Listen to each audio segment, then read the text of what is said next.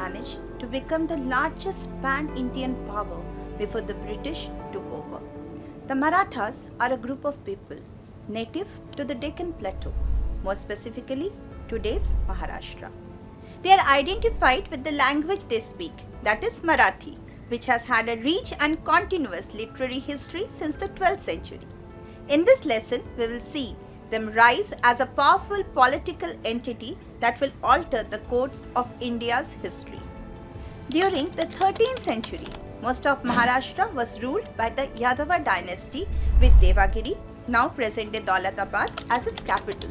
In the early 14th century, the Yadav dynasty was overcome by the Khilji Sultanate from Delhi. Amid such political changes, the cultural traditions continued, particularly those related to bhakti. Between the 7th and 17th centuries, for spiritual upliftment, saints and seekers from several parts of India preferred the path of bhakti to merely external ritualism. These saints, coming from diverse sections of society, composed devotional songs and poetry in the languages of the masses, which allowed the messages to travel far and wide.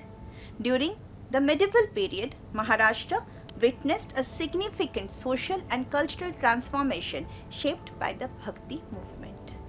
Their teachings inspired a sense of unity and collective identity among the people.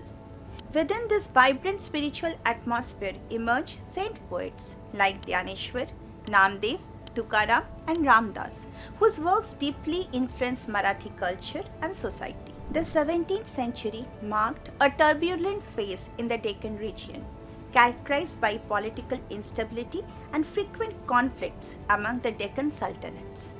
Amidst this backdrop of unrest and shifting alliances, a new power was destined to emerge in Maharashtra. It was during this period that Shivaji, the future founder of the Maratha Empire, was born. His early life and upbringing played a crucial role in shaping his vision, leadership, and deep sense of justice for the people suffering under constant warfare and oppression. In 1630, Shivaji was born in the Bhosle clan to Shaji and Jijabai. At the time, Shaji served the Deccan Sultanates and was often away from his family. Meanwhile, in his Jagir at Pune, Shivaji grew up under the watchful eyes of Jijabai and some trusted officials, receiving values and a good education. At this time, the Pune region was deeply affected by constant infighting between the Deccan sultans, whom the Marathas served, which caused much hardship for the common people. Shivaji's reign marked a turning point in the history of India, not only because he built a powerful regional kingdom, but also because he introduced visionary administrative and military innovations that strengthened the Maratha power.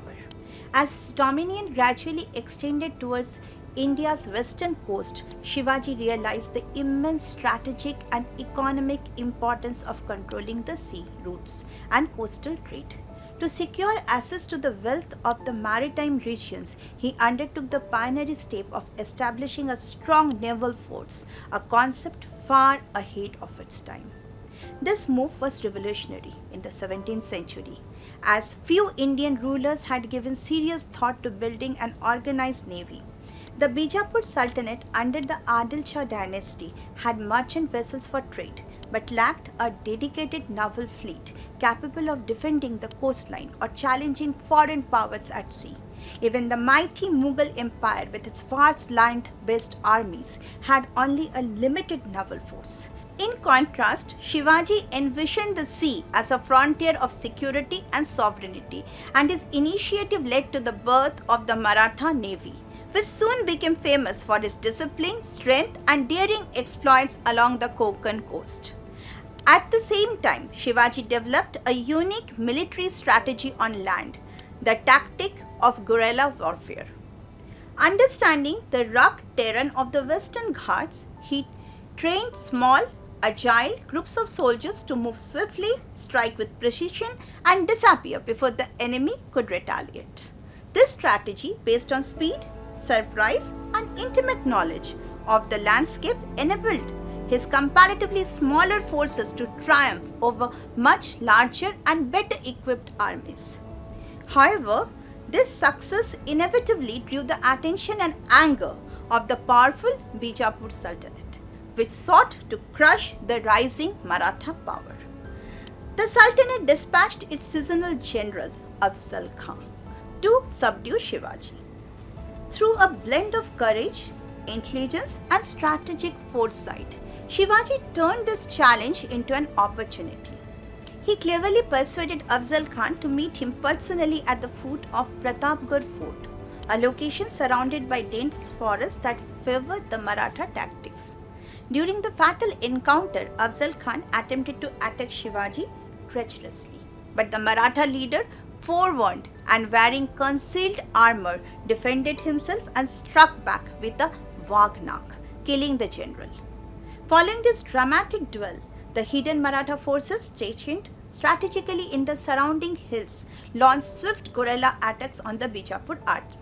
The result was a resounding victory for Shivaji, cementing his reputation as a brilliant strategist and fearless leader whose innovative warfare reshaped the course of Deccan politics. Now, what is a Wagnak and how did Shivaji use it in his encounter with Afzal Khan? The Wagnak is a small concealed weapon shaped like a tiger's claw, designed to be worn on the hand for close combat.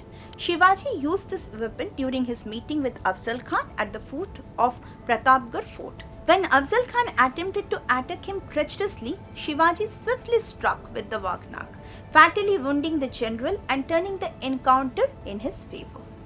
Soon afterwards, the Mughal nobleman Shaista Khan invaded Shivaji's territories with a big army for 3 years. Finally, with only a few soldiers, Shivaji raided Shaista Khan's camp at night. The Khan barely escaped from the raid, losing a few fingers and promptly left Maharashtra. As a retaliatory action for the 3 years long wave of attacks, Shivaji sacked Surat, a wealthy port city of the Mughal Empire in present-day Gujarat. There, he obtained enormous treasures worth almost 1 crore of rupees, an extremely large sum for the time. However, he was careful not to attack religious places and even spared the house of Mohandas Parekh, a charitable man. He sacked Surat again after a few years. This event became so famous that they appeared in the London Gazette, an English newspaper of the time, which conveyed how Shivaji wrote to all European diplomatic agents in Surat demanding immediate presence of money, failing which he would return and ruin that city. The sacking of Surat was a great insult to the might and prestige of the Mughal Empire. Therefore, Aurangzeb, the then Mughal Empire, sent Jai Singh, a distinguished Rajput general, to defeat Shivaji. Against him, Shivaji had to concede defeat at Purandar Fort near Pune and enter into a treaty. He had to give up a sizable part of his kingdom, and his son Shambhaji had to enter Mughal service.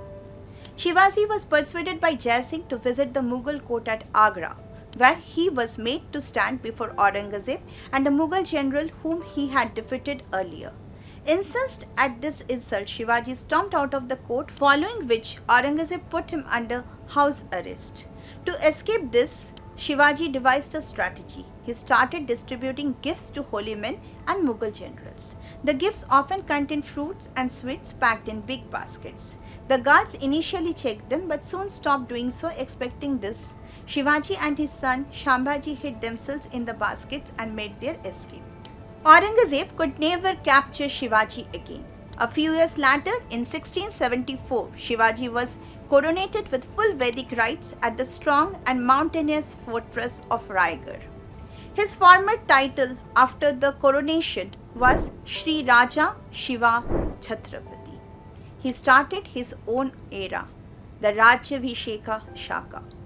After this, Shivaji embarked upon a conquest of the south, also referred to as the Dakshina Digvijay, which included the important and then ill-defended region of present-day North Tamil Nadu parts of Karnataka. This southern extension later gave the Marathas great strategic depth against the Mughal invasion. A fever claimed Shivaji's life when he was 50. He was a master strategist and a true visionary, and within his lifetime his exploits had become legendary across India and beyond. The Europeans compared him with ancient generals like Alexander, and the Bundela prince Chhatrasal was so inspired by Shivaji's struggle against the Mughals that he managed to create an independent kingdom of Bundelkhand, divided between the present-day Uttar Pradesh and Madhya Pradesh.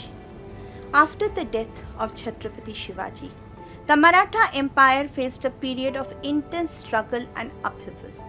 The Mughal Emperor Aurangzeb, determined to bring the entire Deccan under his control, saw the Marathas as the last major force standing in his way. What followed was a prolonged and bitter conflict between the Mughals and the Marathas, marked by fierce battles, shifting alliances, and immense sacrifices. It was during this turbulent time that Shivaji, Shivaji's elder son, ascended the throne and took the formidable challenge of defending his father's legacy.